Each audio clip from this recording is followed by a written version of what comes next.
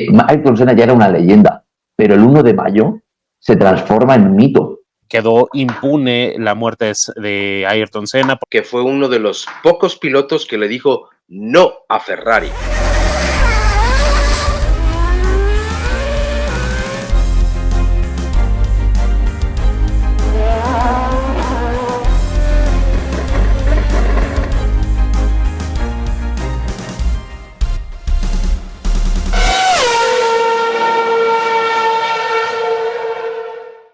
¿Cómo están? Bienvenidas, bienvenidos al Gran Circo, este espacio dedicado completamente a la Fórmula 1. Bienvenidos a Briefing F1, donde tocamos los temas que pues siempre tienen un sabor muy especial y que despiertan polémica en muchas partes. Hoy vamos a tocar un tema que me parece sumamente trascendente. 1994, 29 de abril, del 29-30 de abril al 1 de mayo, ocurre uno de los capítulos más negros en la historia de la Fórmula 1. ¿Por qué? Lo vamos a ir desglosando poco a poco. No quiero irrespetar la vida de ninguno de los pilotos o la seguridad de alguno de ellos, pero como dato más trascendente y que le da la vuelta al mundo, es la muerte de uno de los pilotos consentidos en toda la historia de la afición, y me refiero a Ayrton Senna da Silva, quien muere precisamente el 1 de mayo de 1994. Pero ese fin de semana también Rubens Barrichello tiene un accidente fuertísimo el viernes en las prácticas libres. Al día siguiente Roland Ratzenberger y un día después Ayrton Senna da Silva. Entonces, es un tema que genera mucha polémica. ¿Por qué? Estaba la pista en condiciones para que se corriera. De hecho, varios de los pilotos no querían que se corriera ese gran premio. Se termina corriendo, se termina imponiendo, yo no sé si la opinión o la voluntad de algunas autoridades en la Fórmula 1, pero se lleva a cabo el gran premio y sucede todo lo que acabo de comentar. Bueno, bienvenidos a Briefing F1. Quiero saludar con mucho gusto a César Olivares y a Iván Prieto, quienes, pues, como todos los miércoles, estamos aquí listos para comenzar este debate. ¿Qué les parece, chicos? Polémico el tema. Este fin de semana se debió correr. Había ciertas señales que así lo daban a notar, o simplemente nos fue sorprendiendo el fin de semana. Saludos, Iván, saludos, Oscar. Pues sí, yo creo que, como bien dices, fue un gran premio sumamente polémico. Incluso muchos le llaman el fin de semana negro de la Fórmula 1 porque cambió drásticamente la Fórmula 1 en distintos aspectos. Y sí, desgraciadamente resaltan las dos vidas que arrebató el circuito de Imola en el Gran Premio de San Marino en el 94, la vida de Ratzenberger y de Senna. Entonces, pues sí, yo creo que bastante discutible, sobre todo por todo lo que conlleva ese accidente. Finalmente no hubo culpables, o por lo menos no de manera oficial, no de manera legal. Quedó impune la muerte de Ayrton Senna, porque si bien se produce gracias a un impacto que tiene en la curva de Tamburello, pues con las investigaciones y demás se halló que fue una falla, fue una adaptación en la barra de dirección de su Williams, que fue lo que provocó la muerte, bueno, la ruptura, el impacto con el muro, que fue prácticamente lo que lo mató. Y que también la barra de la dirección le pudo haber golpeado la cabeza. Unos dicen que la barra de dirección fue lo que culminó con su vida, otros dicen que ya había fallecido en el instante en el que dio contra el muro. En fin, hay muchas cosas que aún no se quedaron claras, y más porque también la evidencia que era el auto fue destruido a la brevedad después del accidente. Entonces no hubo mucho por dónde indagar. Y también algo que cabe resaltar, que hoy en día lo veríamos impensable. Una vez que Senna tuvo ese impacto y fue trasladado al hospital, el Gran Premio siguió su curso y de hecho lo ganó Michael Schumacher. Hoy en día sería impensable ante un accidente así, saldría la bandera roja y se suspendería el Gran Premio. Bueno, chicos, buenas noches. Es un tema muy delicado y que creo que pese a que hablemos y sigan pasando los años, creo que sabremos lo mismo que se supo aquella misma tarde fatídica del 1 de mayo. Es decir, absolutamente nada.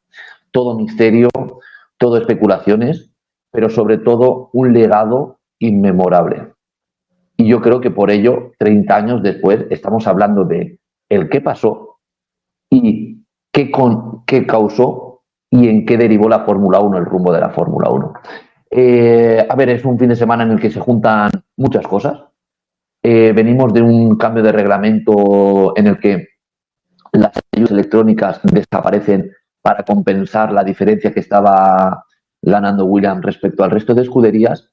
Y si nos paramos a pensar, Ayrton Senna llega a Imola, era su templo, creo que había conseguido 8 poles, 6 victorias, o sea, una barbaridad, era el rey del circuito italiano. ¿Y qué pasa? Que llega con 0 puntos en el campeonato. Llegaba con 0 puntos, era el gran favorito, el fichaje estrella de la temporada y estaba pues de los últimos en la clasificación. Entonces era como remontar aquí y este va a ser el sitio. Lo que pasa es que el fin de semana va derivando en tragedia tras tragedia y Ayrton Senna es el primero que el sábado por la tarde en el briefing, vaya tú por donde, de pilotos que hacen por la tarde, es el primero que se niega a correr el Gran Premio. Lo que pasa que él no podía permitirse no correr el Gran Premio porque estaba con 0 puntos y pilotos como Damon Hill o Michael Schumacher estaban distanciándose ya en el campeonato. Pues bien, llegamos a la tercera prueba del Mundial y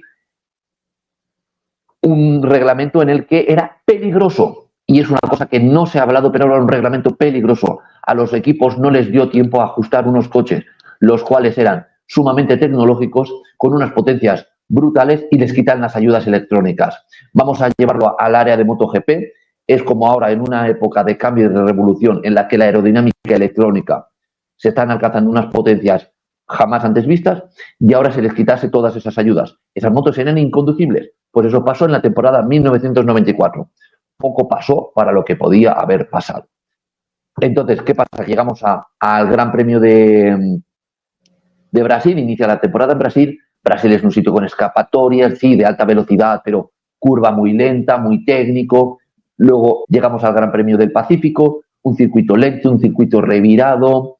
Bien, sin más, llegamos a Imola, el templo, no un templo de la velocidad, pero curvas como Tamburello. Ayrton Senna se estrelló a 320 kilómetros por hora y había un bloque de hormigón como protección. Señores y señoras, había un bloque de hormigón como protección. Eso es impensable. Y otra cosa, ya empiezo yo con mi sección de datos. Nelson Piquet, Nigel Mansell tuvieron unos accidentes ahí brutales. A Nigel Mansell se le incendió el coche y estuvo a punto de irse para el otro barrio. Y Nelson Piquet lo declaró años más tarde, después de haberse retirado. Nelson Piquet en la temporada 1987 sufre un fortísimo accidente en la misma curva que Ayrton Senna falleció, que le dejó lesiones de por vida y que aún hoy en día sigue manteniendo.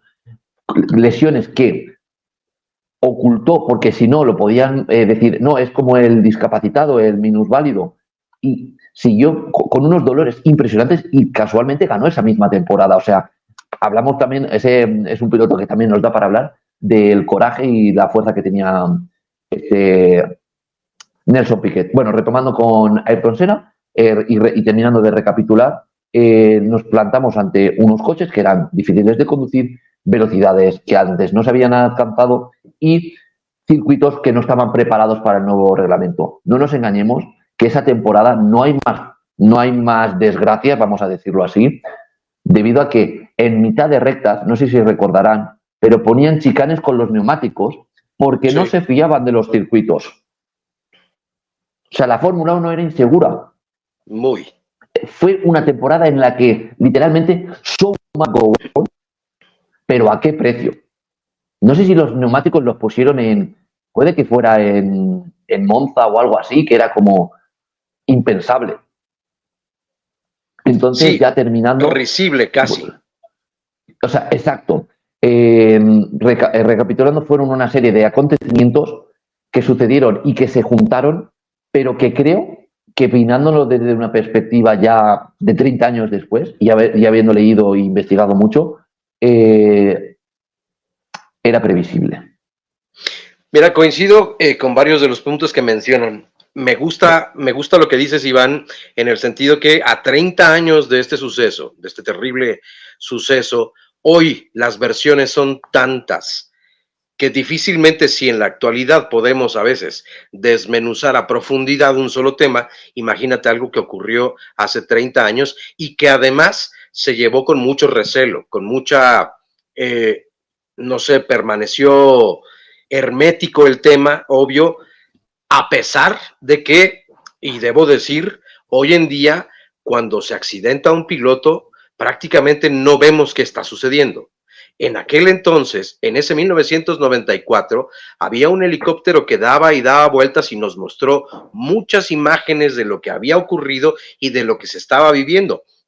Pudimos también atestiguar, bueno, y en video, no en el presente tal vez, como Sid Watkins, que era el médico de esa época, se tardan en llegar, de hecho, un tiempo considerable una vez que se accidenta Ayrton Senna, se tardan en llegar las asistencias médicas, permanece el cuerpo de Ayrton allí en el habitáculo con la cabeza recargada hacia la derecha, inerte completamente, donde pensábamos pues lo peor. Sin embargo, quienes llevaban en el mundo entero, podría decir yo he visto documentales, principalmente con la narración de algunos cronistas españoles, y pues ellos declaran en entrevistas también, no podíamos decir que ya había muerto.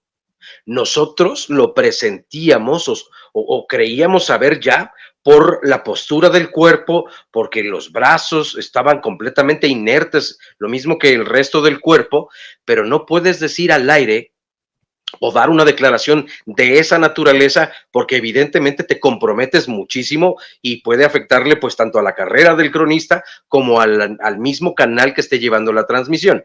Entonces, hay tantos aspectos que rodean a este momento que es difícil desenmarañarlos para poder llegar limpiamente a esa cruda verdad que ocurrió ese 1 de mayo de 1994. Quiero tocar otro tema, y es que también pudo haber quedado muerto Rubens Barrichello ese mismo fin de semana, en las prácticas libres del viernes, que como bien decías tú, esa temporada 1994 en cuestiones de seguridad a veces era tan ridícula que lo que le salva la vida al piloto brasileño es precisamente pues una pila de neumáticos antiguos que tenían allí para amortiguar los golpes, pero también es un contacto durísimo que iba, me parece, a aproximadamente unos 280 kilómetros por hora, y alcanza a salvar la vida a Rubens Barrichello y termina viendo la carrera desde un hospital. ¿Cuál es la reacción ante estos primeros sucesos? Y obviamente al día siguiente, con la muerte de Roland Ratzenberger, bueno, había un muy nervioso Ayrton Senna da Silva, un tipo que además siempre pues lo hemos considerado como muy no sé, de un contacto, de una sutileza o de una sensibilidad muy especial, porque él decía que incluso en Spa-Francorchamps, en Eau Rouge, decía que él hablaba con Dios. Siempre era una persona que estaba dedicada a este tipo de ideas y estaba muy Piloto nervioso místico. ese fin de semana. Sí, muy místico. Piloto místico. Sí, justamente. Y como bien dices, estaba bastante nervioso con el incidente de Rubens Barrichello y después el de Ratzenberger, el fallecimiento de Ratzenberger, que incluso ya mencionaste a Sid Watkins. A lo largo de los años, Senna y Watkins generaron una buena amistad, una buena relación. Y Sid Watkins tiempo después declara que veía a Senna demasiado consternado sobre correr el domingo y que incluso le dice, oye, ¿qué más necesitas? Ya eres campeón del mundo, ya has ganado, ¿por qué no abandonas todo y es más, vámonos a pescar? y Senna le respondió que había cosas a las que su naturaleza no le permitía darle la espalda. Entonces, habla también de lo comprometido que Senna estaba con correr, a lo que había dedicado su vida con el automovilismo, a pesar de que también el brasileño pues sentía temor, cosa que rara vez se le vio manifestar, pero en Imola yo creo que no sé si llamarle un presentimiento, tenía algo que sí le asustaba al piloto brasileño, incluso en los videos que se alcanza a ver previo al arranque del Gran Premio se le nota con un semblante muy, muy serio, muy pensativo, muy... Nervioso. Ajá, nervioso, cosa que no se le veía en los otros grandes premios. En los otros grandes premios se le veía como concentrado, determinado a ir por la victoria y demás. Aquí sí se le veía desencajado totalmente. Y pues sí, finalmente surgieron varias teorías. Al inicio de la carrera hubo un toque entre Lamy y Leto. Sí.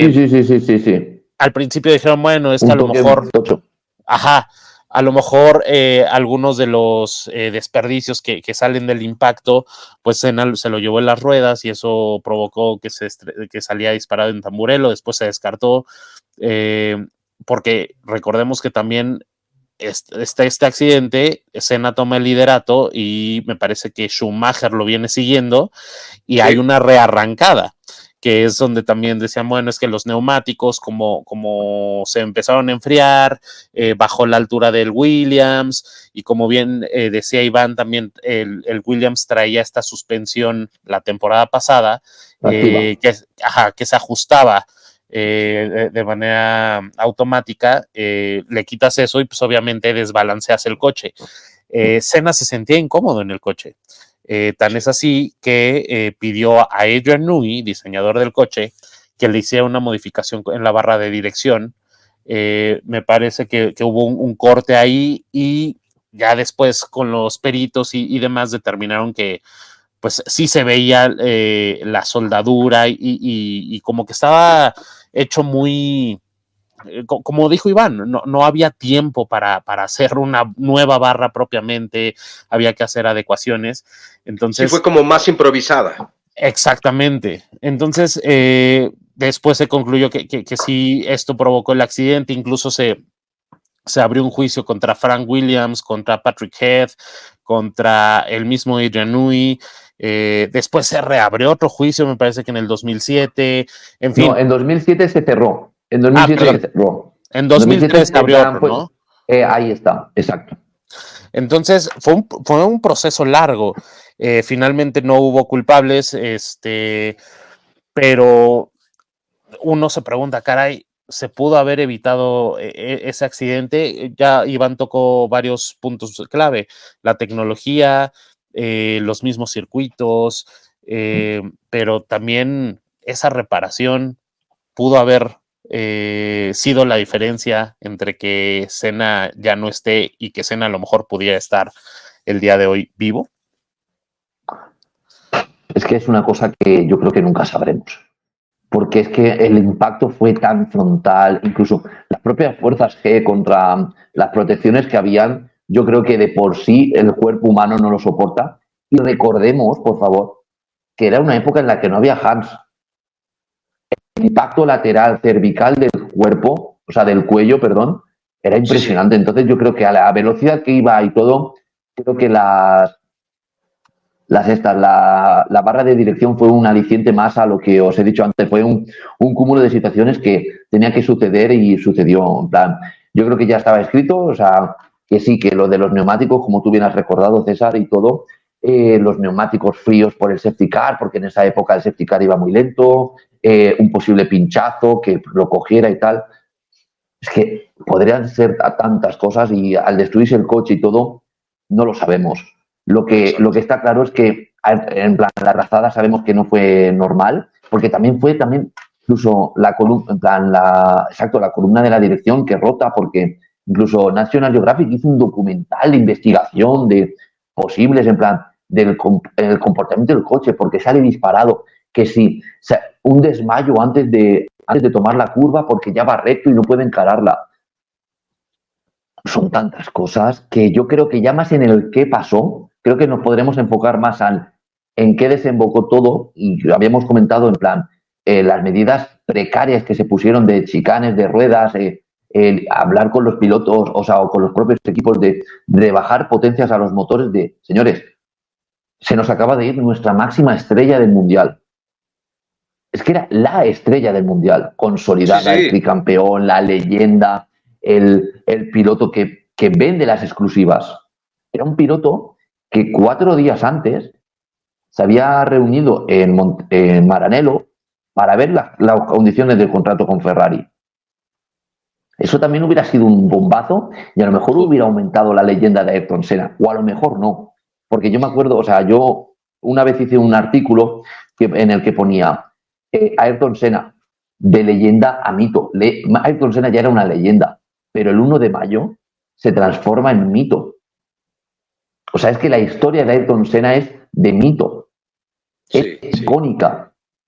Fíjate, coincido completamente contigo. Por supuesto es un mito y con todo esto, esta información de que 4 semanas antes, o 4 días antes, perdón, estaba en pláticas con los de Maranello para ver una posible contratación.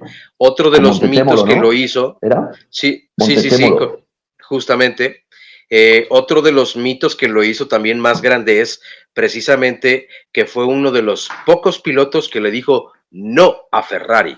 Y es que así se quedará por siempre, porque obvio nunca llegó, y las veces que declaró algo, dijo yo no quiero llegar a Ferrari nunca. Y esto obvio pues a los tifosi les encendía en la sangre, y eso lo hizo todavía un ser mucho más de mito, por supuesto. Oye, quiero agregar... Un Ferrari, perdón, que llevaba 10 años, 12 sin ganar, en plan desde el 79 con Jody Scheckter. Desde el 79, sí. Y que no ganó hasta el 2000 con Schumacher. Entonces, Senna en ese caso fue un poco bastante visionario. Sí, desde luego. Paréntesis, que justamente en el 94 es cuando entra Jean Todt a arreglar Ferrari, y de ahí en adelante Ferrari se volvería competitivo. Entonces, nuevamente, si hubiera llegado a cerrar un trato con los de Maranello, híjole, a lo mejor Schumacher no hubiera brillado. Sí, no, bueno. ¿Imagináis una dupla Schumacher-Senna en Ferrari?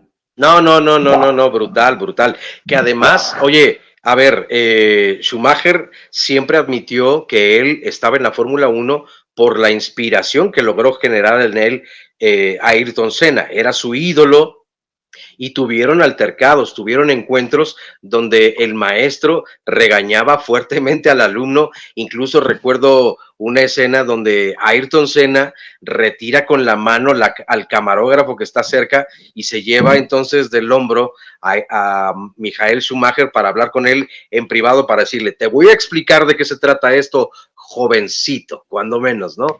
Pero quería traer yo, además de estos datos curiosos en la historia entre Ayrton Senna y obviamente Michael Schumacher, quienes pudieron haber compartido tal vez sí un asiento en una misma escudería, y desafortunadamente el tiempo no nos lo permitió. Hay algo de lo que tal vez poco se habla, pero también se ha mencionado muchas veces, y es una tuerca que presumiblemente perfora la mica del casco de Ayrton Senna. Hay quienes incluso dicen, bueno, hay quienes afirman, por eso lo polémico de este tema, Ayrton Senna fue asesinado. Y así lo dicen, con estas palabras, sin temor a equivocarse. A mí me cuesta mucho trabajo poder creer en un asesinato, sobre todo cuando estás inmiscuido o eres corresponsable del diseño de un automóvil y que quieras provocarle la muerte a alguien. Me parece descabellado y hasta terrorífico. Pero hay quien dice que Ayrton Senna murió 3 veces en ese impacto.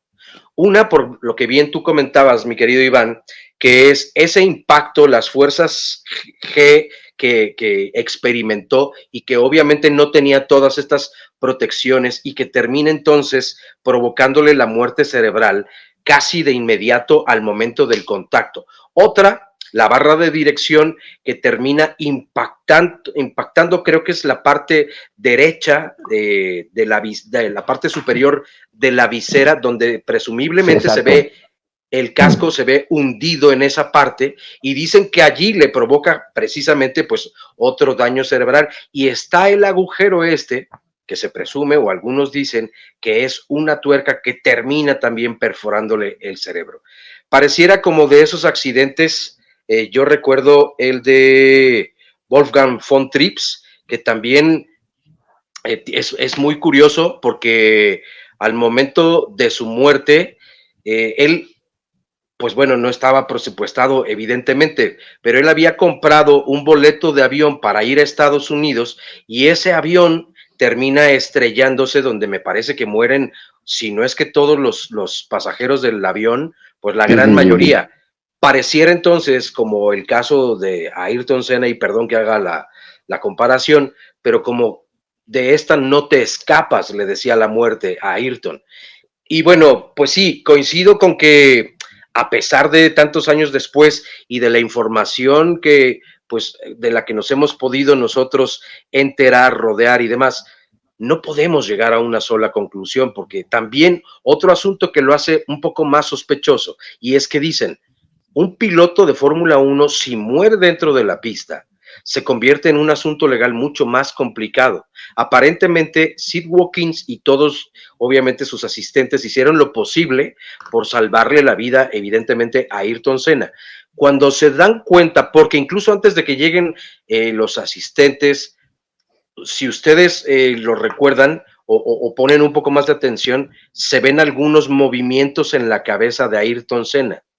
Algunos presumen que ya era parte de los estertores del piloto brasileño, que pues ya nada se podía hacer, pero lo intentaron allí un buen rato, estuvieron tirados en la pista sin pues lograr obviamente un éxito, hasta que llega el helicóptero, y es cuando presumiblemente, pues dicen algunos, Ayrton Senna ya había muerto y no había nada que hacer, pero tenían que llevárselo para evitar un problema legal mucho más fuerte. Ahí es entonces donde la afición, al enterarse de este tipo de teorías, se enciende mucho más y dicen, esto fue planeado, casi pareciera, pero bueno.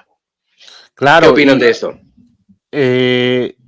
A mí me parece drástico el hecho de decir asesinaron a Ayrton Senna.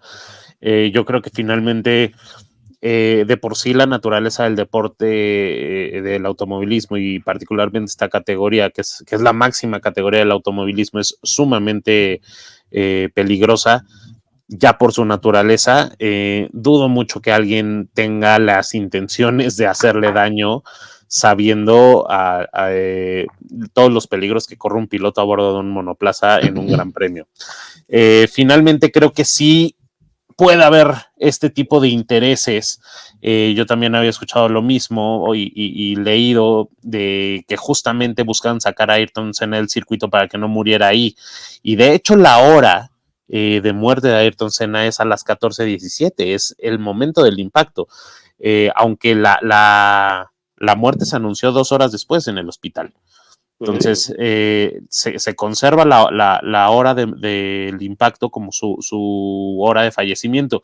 Y también, híjole, no sé, yo creo que este tipo de intereses o de gente que no asume sus responsabilidades o que pone otros intereses antes que la vida humana, eso sí no me sorprendería, y no de la Fórmula 1, sino de la humanidad entera. Yo creo que sí, si bien Sid Watkins hace lo posible por llegar lo más rápido, híjole, pues nuevamente hay cosas que nunca sabremos. Hay gente que también ocultará ciertas cosas por ciertos intereses, y no sé si se le pudo haber salvado la vida. Yo también lo dudo debido a la naturaleza del impacto. No quiero ni siquiera imaginarme cómo debe sufrir el cuerpo humano ante un impacto a esa velocidad en un muro de hormigón, lo que resaltaba Iván. Sí, Entonces, sí. encima de eso, la barra de dirección, la tuerca, híjole, como tú dices, Oscar, finalmente era de hay 3, una te tiene que dar, de esta no te salvas. Entonces, yo creo que finalmente sí había poco que hacer por el piloto brasileño, una desgracia, pero creo que también una desgracia que no haya finalmente una investigación clara, que no haya finalmente sí pudo haber sido como, no sé cómo llamarle, no soy abogado, pero un asesinato involuntario o accidental o algo así, porque también la barra de dirección que esté soldada, tan solo las fuerzas G que tiene que soportar esa barra, tiene que tener mucha resistencia ese material, y claramente yo sé que no viene, lo tuvo. Yo sé que viene la intervención de Iván y el punto de vista, y ya vayamos cerrando porque ya pasó hace rato la bandera, pero bueno, la naturaleza del tema así nos lo pide. Quiero comentar rápidamente que yo leí algunas declaraciones de Adrian Newey, donde Head, y perdón, olvido el nombre completo, pero Patrick Head, vale. Justo antes de entrar a la sala del juicio, le dice a Adrian Newey con nerviosismo y temor: tú tienes que hacerte responsable porque tú eres el ingeniero principal en la construcción de este coche. Sí. Y Newey se queda azorado, obviamente, por además momentos antes justo de entrar a la sala del juicio, en donde le cargan como completamente la responsabilidad. Dice, bueno, ¿y ahora qué hago? Le extrañó muchísimo la actitud de Patrick Head, pero termina diciendo Adrian Newey, y finalmente se quejaba también a Ayrton Senna de que el volante lo tenía muy justo y lo tenía prácticamente en las rodillas y le lastimaba y lo hacía sentir incómodo y no le permitía tener un manejo mucho más libre. Entonces le bajó también, o le subió el volante, más bien bajaron justamente donde apoyaba las piernas para que las rodillas no hicieran el contacto. Le preguntan entonces a Adrian Newey, ¿tú te sientes responsable ante eso? Y dice, a ver, yo lo que le decía a Patrick Head es, nosotros no fuimos quienes fabricamos las piezas. Yo soy el responsable del diseño de las mismas, sí, mas no de la fabricación de las mismas. Yo sí soy culpable de haber hecho el diseño del auto. Yo soy el culpable de haber modificado en ingeniería la barra entonces de dirección. Yo soy el culpable de haber bajado entonces 2 milímetros las rodillas del volante a petición del mismo Ayrton. Yo soy responsable de eso, sí, pero de la muerte del piloto brasileño, no. Yo, Oscar, iba a ir por las mismas ramas que tú, en plan, justo las palabras que le dijo Patrick Head a Adrian Newey, porque realmente como tal, y nosotros no vamos a poder sacar nada ni investigar nada porque 3 o 4 jueces del Tribunal Superior de la FIA no pudieron sacar nada. Entonces, a lo que yo quiero terminar es que, como bien sabe, al final, vamos a decirlo, fue un accidente fatídico, un accidente en el que intervinieron muchísimos factores, y cuando hay un accidente hay tanto fallo humano, fallo técnico, fallos de todos. O sea, no hay un único culpable. Me encanta lo que has dicho de que no hubo solo, o sea, de lo de las palabras de Adrian Newey, porque Adrian Newey, o sea, justo estaba en plan, para preparar un poquito para el podcast, eran las mismas declaraciones de yo no me siento, o sea, yo soy responsable de la muerte de Senna, pero no soy el culpable. ¿Me siento responsable? Sí, porque yo lo modifiqué. Sí. Como tal, el tribunal al final no adjudicó a nadie, en plan, a Frank Williams le iban a quitar la propia licencia para director de equipo, en plan, estuvo a punto de perder el equipo. O sea, fíjate tú de los niveles de los que estamos hablando. Un Williams que por aquel entonces era Williams, el que dominó los años 90. Sí. O sea, que estamos hablando de como si ahora Red Bull, por vete tú a saber, le intentan quitar el equipo, bueno, que veremos si no acaba desapareciendo eso, o que con la que hay liada en Red Bull. Pero a lo que me refiero es que el máximo responsable como tal, por asimilar, y es dicho por el tribunal, fue Patrick Head por no llevar la barra de la dirección para que no la homologase la FIA. Ese fue el gran fallo. Pero como tal, es que fueron demasiadas cosas. Y claro, el circuito de Imola no es el responsable, no es el culpable por tener una escapatoria de hormigón. Claro. Claro, es que Es que es eso. O sea, el responsable de seguridad de Imola, que seguro que tendría que haber uno en aquel momento. Y también fue a juicio, ¿no? Claro, Sí. o sea, supongo que sí, si hay hombre, pues ya me das tú, 13 años de juicio, pues pasaría pues hasta el apuntador. Fue Claro. Federico O sea, Bendinelli, el que sí, representaba a todos los ejecutivos del anda, circuito de Imola. qué buen dato, César. Y también fue llamado a juicio, si no mal recuerdo, el jefe el comisario de carrera.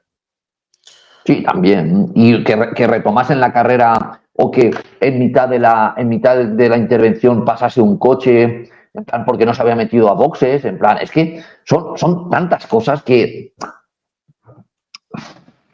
nunca lo sabremos. No, Pero yo creo. Sí, perdón, César. y si Patrick Head hubiera homologado la barra de dirección, a lo mejor el muro de hormigón también, o sea, el resultado hubiera sido exactamente lo Claro, mismo. claro, No sé, o sea, son tantas cosas que la tantas cosas. combinación muy probablemente no alteraría el Hubiera sido la resultado. misma, hubiera sido la misma. Lo importante, yo creo, y ya a modo de conclusión, es que Ayrton Senna nos sigue emocionando, nos sigue dando de qué hablar, nos queda en el recuerdo y sobre todo, y yo con estas palabras termino ya, Ayrton Senna está más vivo que nunca. Yo coincido, yo coincido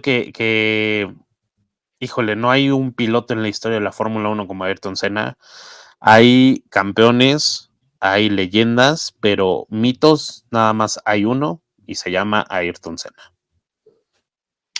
El mágico Ayrton Senna y continúa haciendo su magia, porque efectivamente, aunque su cuerpo no esté presente, sus hazañas, por supuesto, están en nuestra memoria, en nuestros corazones y en nuestra admiración. A manera muy, muy sencilla de homenaje, el fondo de pantalla, por cierto, que tenemos, pues son los colores que utilizaba en su casco Ayrton Senna da Silva, ese piloto brasileño que conmocionó al mundo y pues lo sigue haciendo como bien decía Iván. Señores, pues se nos termina el tiempo en esta ocasión. Creo que es un tema pues que merece muchísima seriedad para tratarlo, pero que sabemos provoca mucha polémica por todo lo que ocurrió. Y creo que la conclusión es esa. La información es mucha, pero las certezas pocas. Si bien a bien no podremos saber jamás qué ocurrió al 100%, lo cierto y lo triste es que ese gran campeón que fue Ayrton Senna da Silva ya no está entre nosotros y que el fin de semana fue muy trágico y que también Roland Ratzenberger termina perdiendo la vida y pues no es tan recordado como el mismo Ayrton, pero me parece que trasciende el que también haya fallecido el piloto alemán, porque a raíz de esa carrera, y fue otro aspecto que ya no alcanzamos a tocar mucho más a profundidad, es que a raíz de ese fin de semana, las medidas de seguridad evidentemente cambiaron y cambiaron para bien. Entonces, bueno, ya habrá otra oportunidad en un futuro para tocar ese punto, pero pues tenemos que despedirnos, así que, señores, muy, muy buenas noches, mi querido César, muy buenos días, Iván, allá en España.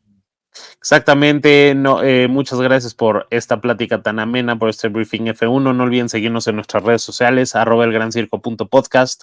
Estamos en todas las plataformas digitales. Échenle un ojo a todo el contenido que tenemos y por supuesto déjenos en los comentarios qué opinan, otros temas que les gustaría que discutiéramos aquí en Briefing F1, que Iván, mientras siga aquí, vamos a tener muy buena conversación, ¿o no, Iván?